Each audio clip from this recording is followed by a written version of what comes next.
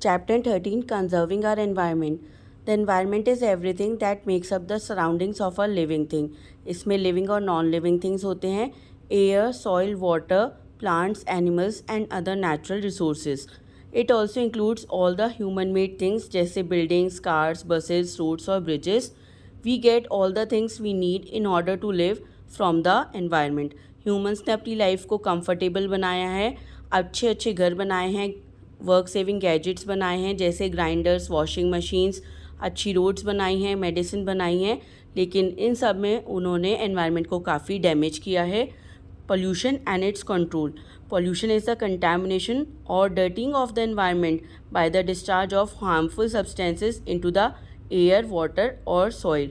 Bye damaging the environment we are destroying our own future. इसलिए हमें pollution को control करना चाहिए और अपने एनवायरनमेंट को प्रोटेक्ट करना चाहिए. Air pollution.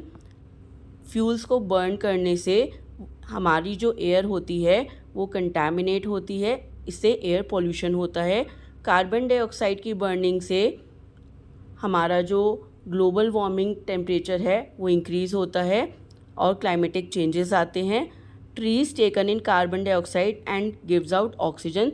इसलिए हमें ज़्यादा से ज़्यादा ट्रीज़ को प्लांट करना चाहिए. Water pollution. जब वाटर बॉडीज़ में हार्मफुल सब्सटेंसेस को डंप किया जाता है जो कि वेस्ट होते हैं from our homes and factories, इसे कहते हैं वाटर पोल्यूशन. इससे एक्वेटिक लाइफ बहुत ज़्यादा अफेक्ट होती है. Water pollution can be reduced by treating sewage and waste from the factories before disposing of them in water bodies.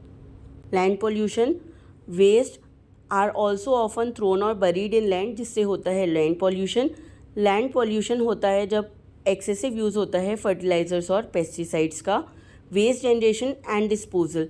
जो मटेरियल्स अब हमारे काम के नहीं रहे उससे होता है वेस्ट जनरेट, जैसे fruits and vegetable peels, old newspapers and magazines, cardboard boxes या कोई भी प्लास्टिक पैकेजिंग मटेरियल. वेस्ट को प्रॉपरली डिस्पोज ऑफ करना चाहिए. ये बड़ी सिटीज़ में एक बहुत बड़ा एनवायरमेंटल प्रॉब्लम है. जब वेस्ट को प्रॉपरली डिस्पोज ऑफ नहीं करते हैं तो जर्म्स होते हैं और डिजीज़ेस स्प्रेड होती हैं. वेस्ट को वाटर बॉडीज़ में भी थ्रो नहीं किया जा सकता क्योंकि उससे वाटर पॉल्यूट होगा और बर्निंग पे एटमॉस्फेयर पॉल्यूट होता है. और अगर लैंड के अंदर बरी करते हैं तो उससे लैंड पॉल्यूशन होता है. इसलिए वेस्ट को प्रॉपरली डिस्पोज ऑफ करना चाहिए. Kinds of waste. Biodegradable waste वो होते हैं जो नेचर में कम्प्लीटली बायोडिग्रेड हो जाते हैं, that is they get easily mixes with the soil, जैसे vegetable and fruits peel, meat and bones, flowers, leaves and paper. Non biodegradable waste वो होते हैं जो ईजीली रॉट नहीं होते हैं और ये मिलियंस ऑफ ईयर्स तक एनवायरनमेंट में रहते हैं, जैसे plastic bag, plastic packaging material, metal cans etcetera.